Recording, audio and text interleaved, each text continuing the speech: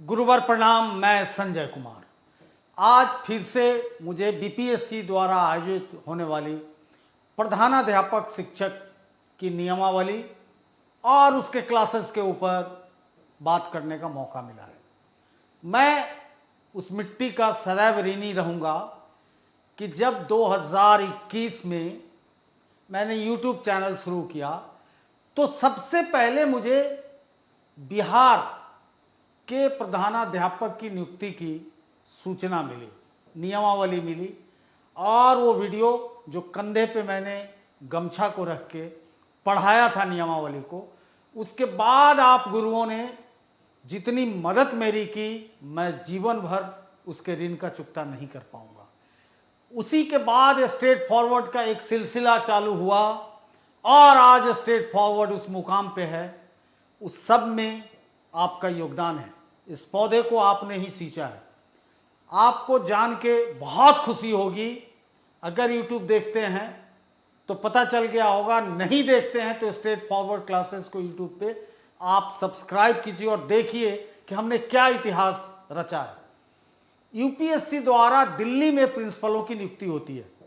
बिहार में भी principal almost gazetted officer हैं और गजेटेड ऑफिसर की नियुक्ति कभी भी लोक सेवा आयोग द्वारा ही होती है। दिल्ली में चूंकि लोक सेवा आयोग नहीं है तो यहाँ के प्रिंसिपल की नियुक्ति संघ लोक सेवा आयोग द्वारा होती है। और आप में और उनमें अंतर है कि आपका केवल रिटेन हो रहा है और चूंकि पहली बार प्रयोग हो रहा है तो रिटेन ही केवल हो रहा है, रियायत है आपको। आने वाले दिन में ऐसी बात नहीं होगी। और दिल्ली में रिटेन भी होता है और इंटरव्यू भी। और हमने लगभग 41% की दर से सफलता इसमें हासिल की है। आप YouTube पे जाके मेरे गुरुओं के आशीर्वचन को भी सुन सकते हैं। तो पिछले वर्ष बहुत कम समय हमें मिला था सारे बिहार के लिए भी, तो बहुत अधिक नामांकन नहीं हो सका था, बहुत लोगों को मालूम नहीं था। बाद के फेज में नामांकन बहुत तेजी से हुआ जब परीक्षा के 8-10 दिन बच गए थे। हम चाह कर भी वो नहीं कर पाए जिसके आप हकदार थे। लेकिन अभी अभी जो खबर आई है उसके हिसाब से इससे शानदार मौका नहीं है। कुछ नियमावली में कमियां थी, खामियां थी, जिसके चलते मात्र 400 लोग ही प्रिंसिपल के पद पे नियुक्त हो सके, 421 के करीब। और लगभग आज भी 6000 या लगभग 6162 की रिक्तियां आने वाली है। तो इससे शानदार मौका नहीं है और बहुत ढंग की रियायतें हुई हैं। तो स्ट्रेट फॉरवर्ड को सब्सक्राइब कीजिए, देखिए। और पहले हम नियमावली पे बात करते हैं, फिर आगे बात करते हैं। वीडियो को छोड़ के मत जाइएगा, क्योंकि इसमें क्लास नियमित कक्षा शुरू करने की भी घोषणा मैं करने जा रहा हूं। तो सबसे पहले जो आमूल चूल परिवर्तन हुआ है कि निगेटिव मार्किंग था, यानी 4 प्रश्न आप गलती करते हैं 0.25 के रेशियो से तो 1 नंबर आपका कट जाता था। निगेटिव मार्किंग को हटा दिया गया। दूसरी सबसे बड़ा चेंज है कि सरकारी गुरुवर के लिए इसमें कोई भी गुरुवर अप्लाई कर सकते हैं, चाहे सरकारी हो या प्राइवेट स्कूल को, लेकिन सरकारी को रियायत दिया गया है क्योंकि वो सिस्टम को समझ रहे हैं। क्या रियायत दिया गया है जिसकी मांग लंबे समय से आप लोग करते रहे हैं? तो पहला है कि जो लोग माध्यमिक शिक्षक हैं उनके लिए 10 वर्ष। और पहले, अभी बदलाव नहीं बता रहा हूं, पहले 10 वर्ष था, अब इसमें बदलाव करके कर दिया गया है। वो मैं बताता हूं कि पहले क्या था, तब अंतर समझेंगे। 10 वर्ष, और जो जिसको हम दिल्ली में पीजीटी बोलते हैं, उच्च माध्यमिक हायर सेकेंडरी वाले के लिए 8 वर्ष का था। अब 2 वर्ष की रियायत हो गई है, यानी अब सेकेंडरी स्कूल वाले के लिए, माध्यमिक विद्यालय के लिए 10 की जगह 8 वर्ष, 2 वर्ष की रियायत मिली। यंग लोगों को बहुत मौका मिलेगा। और हायर एजुकेशन वाले के लिए, सेकेंडरी, सीनियर सेकेंडरी वाले के लिए मात्र 4 वर्ष होगा। कमाल है कि 4 वर्षों से आप अगर नियमित नौकरी में हैं, सरकारी नौकरी में, तो अगर हाई स्कूल में है, बिहार में हाई स्कूल ही बोला जाता है, तो आपके लिए मात्र 4 वर्ष का मौका है। उसके बाद निजी स्कूल में के साथ बहुत रियायत नहीं किया गया है। पहले था सेकेंडरी टीचर के लिए 12 वर्ष, आज भी 12 वर्ष है, कोई बदलाव नहीं। सीनियर सेकेंडरी टीचर के लिए 10 वर्ष था, आज भी ये 10 वर्ष ही है, यानी 6 वर्षों का अंतर है। तो सरकारी नौकरी करने वाले का भाई बल्ले बल्ले है। अब स्ट्रेट फॉरवर्ड क्लासेस क्या करने जा रहा है? देखिए, अभी तक बहुत डिटेल में सिलेबस की घोषणा नहीं हुई है, उस पर डिबेट है। शिक्षा मंत्रालय खुद चाह रहा है कि पूरा हम बना के बीपीएससी को दें। तो 2 मेजर बदलाव की आहट मुझे सुनाई दे रही है। क्या? तो पहले 150 नंबर का था, तो अब ये संभव है कि केवल 100 नंबर का होगा और इससे केवल एजुकेशन के पार्ट को ही रखा जाएगा और जनरल स्टडीज के पार्ट को कहीं ना कहीं कमजोर किया जाएगा या उसको हटा भी दिया जा सकता है, क्योंकि एक शिक्षक को अपने एजुकेशन के बारे में जानने का पूरा हक है। और ये क्लास पिछले क्लास से बहुत अंतर रखेगा, क्योंकि पिछले क्लास में हम नई शिक्षा नीति की बात किए थे, लेकिन अब जहां भारत की शिक्षा खड़ी है कि आपको जान के खुशी होगी कि नेशनल करिकुलम फ्रेमवर्क, राष्ट्रीय पाठ्यचर्या की रूपरेखा की घोषणा हो गई है। अभी सजेशन के लिए गवर्नमेंट ने डाला है, पब्लिक से सलाह की क्या चेंज होना है। बहुत चेंज नहीं होता है, क्योंकि शिक्षा नीति में भी सजेशन के लिए आया था तो बहुत चेंज नहीं हुआ, माइनर चेंज होता है। तो और एनसीसीएफ बहुत इंपॉर्टेंट चीज़ है, चूंकि शिक्षा की जो क्रम संख्या है, जो उसका एक सिस्टम है कि पहले पॉलिसीज आती है, दुनिया के किसी भी देश में, भारत में भी पॉलिसीज आई, आज़ादी के बाद शुरू हुआ तो पॉलिसीज आई। और पहली बार चूंकि मुकम्मल शिक्षा नीति कोठारी आयोग थी, तो कोठारी आयोग 64 to 66 दौलत सिंह कोठारी के अंदर ये आयोग बना था और उसके बाद करिकुलम की बात चली। एक समस्या ये थी कि शुरू से क्यों नहीं आया, मुदलियार आयोग से क्यों नहीं आया, तो चूंकि शिक्षा स्टेट सूची में थी, राज्य सूची में थी। संविधान में पावर का पार्टीशन 3 सूचियों के अंदर होता है, 3 शेड्यूल में बटे होते हैं। पहला संघ सूची, जिसपे केवल और केवल पार्लियामेंट, भारत की संसद ही सरकार बना सकती है। संसद का मतलब राष्ट्रपति, राज्यसभा और लोकसभा, ये तीनों जिसमें मिलते हैं उसको संसद कहते हैं। उसके बाद शिक्षा 42वें संविधान संशोधन के द्वारा श्रीमती स्वर्गीय इंदिरा गांधी के राज में एक समवर्ती सूची में आ गई। पहले कहाँ थी? राज्य सूची में। राज्य सूची में जो सब्जेक्ट होता है उस पर केवल स्टेट कानून बना सकता है। हालांकि मैं पढ़ाऊंगा आपको कि कभी ये संघ सूची में थी, संघ सूची से ये कैसे राज्य सूची में आई और फिर राज्य सूची से ये समवर्ती सूची में क्यों आई।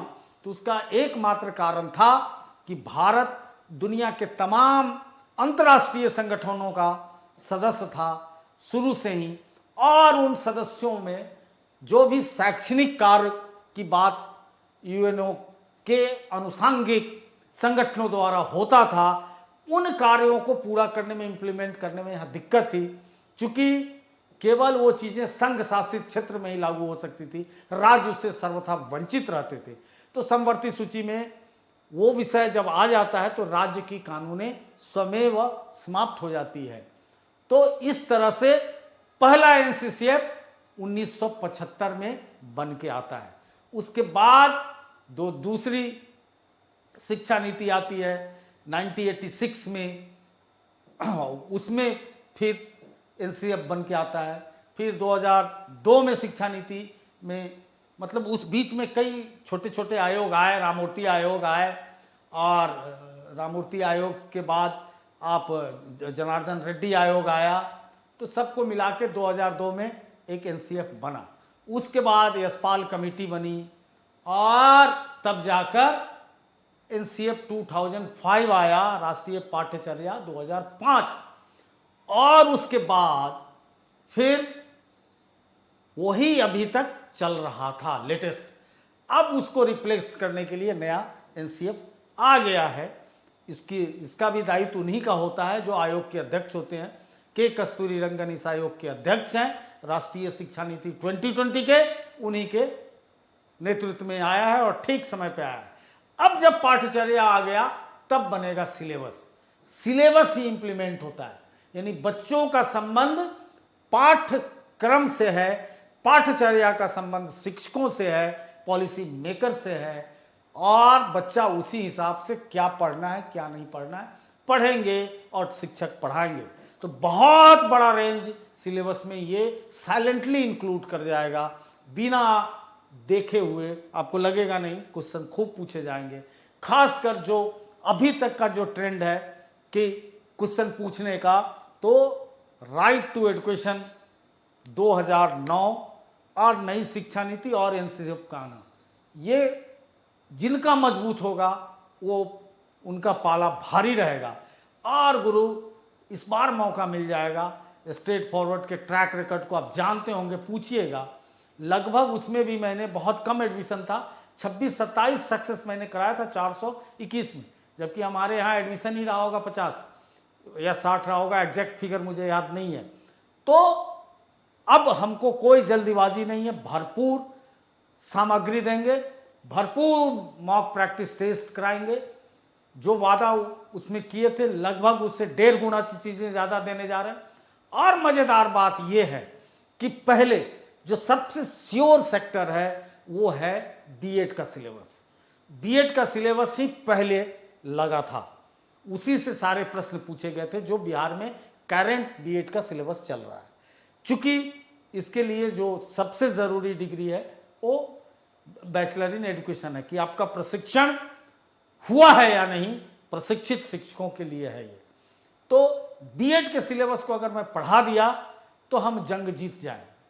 और आप लोग भी इतना मॉक टेस्ट करा दूंगा कि इस बार मैं जैसे दिल्ली में तहलका मचाया हूं, मैं वादा करता हूं कि अगर आपका साथ रहा, जैसे दिल्ली के गुरुओं ने साथ दिया, तो मैं 50% रिजल्ट का दावा कर सकता हूं। अब रही बात कैसे होगा सारी चीजें, तो आप गूगल प्ले स्टोर में जाइए, ऐप भी बदल चुका है। आपको जिस ऐप पे छोड़े थे उससे बहुत एडवांस टेक्नोलॉजी आ चुकी है। SF classes Google play store से डाउनलोड कीजिए और वहां पे पेमेंट गेटवे लगा हुआ है। मात्र 1099 रुपया है आज इसका।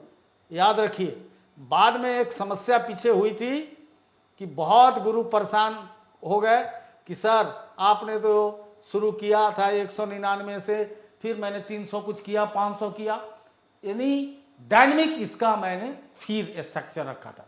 तो इस बार ये 1099 से शुरू हो रहा है और ये जाएगा 4999 पे। अब आप एडमिशन ले लीजिए। पीछे भी बिना सिलेबस आए हुए हम लोगों ने बीएड को पढ़ाया था, पूरा मेरा तुक्का लड़ गया था। और ये तो अनुभव की चीज है, क्योंकि अब देश में कोई भी ऐसे शिक्षक नहीं है जिनका आशीर्वाद कहीं ना कहीं किसी न किसी रूप में मुझे मिल रहा है। चाहे वो लेक्चरर्स हों, चाहे मतलब व्याख्याता जिसको कहते हैं यूजीसी नेट वाले हों, सबका आशीर्वाद मिल रहा है। एक अच्छे सक्सेस की और ज़रूरत है और मैं उस ऋण को पूरा करूंगा। तो 1099 है, रिजर्व पे का लगा हुआ है, ऑटोमेटिक हो जाएगा। और किसी ढंग की परेशानी होगी तो इस काम को हमारे दफ्तर में बड़े प्रशिक्षित व्यक्ति देख रहे हैं, मनीष कुमार जी, अब उनको भी पूरा अनुभव हो गया है, वो आपको एडमिशन तक ले जाएंगे। तो विलंब मत कीजिए, एडमिशन लीजिए और जल्दी से क्लास का आनंद लीजिए। चूंकि आपके पास सब कुछ है लेकिन समय नहीं है, आप बेरोजगार नहीं है, समय नहीं है, घर की जिम्मेवारी, स्कूल की जिम्मेवारी, दुनिया भर का काम, इसके बीच अगर मैं एक दिन में 3-4 घंटा पढ़ा दूंगा कोई फायदा नहीं होगा। छोटे छोटे क्लास मैं लेने का संकल्प लिया है इस बार कि कोई भी क्लास किसी भी सूरत में घंटे भर से बड़ा नहीं होगा। 35 मिनट, 40 मिनट, 45 मिनट का क्लास होगा, छोटा होगा, ताकि आप 3 बार 4 बार उसको कभी भी सुन लीजिए। और बहुत अच्छा आप अपने स्मार्टफोन पे सुन सकते हैं, जहाँ भी चाहें वहाँ सुन सकते हैं। इस ऐप में एक और खूबी है कि डेटा बहुत कम कंज्यूम होता है। पीछे वाले ऐप में लोग बताते थे कि सर डेटा जल्दी ख़त्म हो जाता है, तो डेटा का भी समस्या का समाधान हो गया है। तो जल्दी कीजिए। फिर आपसे आग्रह है गुरु, मत चूको चौहान। इसी के साथ पुनः आपको प्रणाम करता हूं और आपका शिष्य आपसे विदा लेता है। जय हिंद।